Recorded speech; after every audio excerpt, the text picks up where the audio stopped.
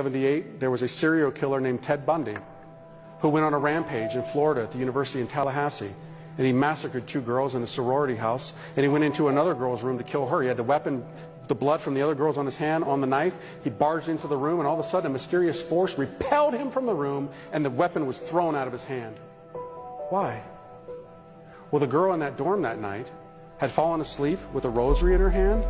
Before she went off to college, she said to her mother that I promised to pray the rosary every night before I go to bed for protection. Well, that night, as often happens, if you try and leave it to the end of the day, you're going to fall asleep. She fell asleep.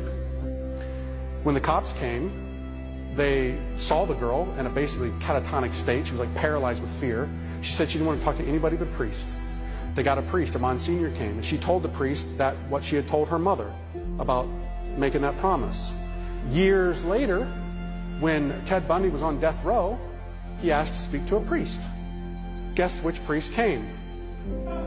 The same one. And they had a little conversation. And Ted Bundy said to him, you know, there's something I don't understand.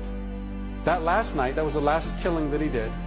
I had killed those 2 girls, and I went into the other room, and some force threw me out of the room and threw the weapon out of my hand. Can you explain that to me? Actually, I can. That's what the priest said. He said, I talked to that girl that night. She had made a promise to pray the rosary, and she had it in her hands. You weren't aware of it, but there was a power in those beads that threw you out of the room. This thing, my friends, has power.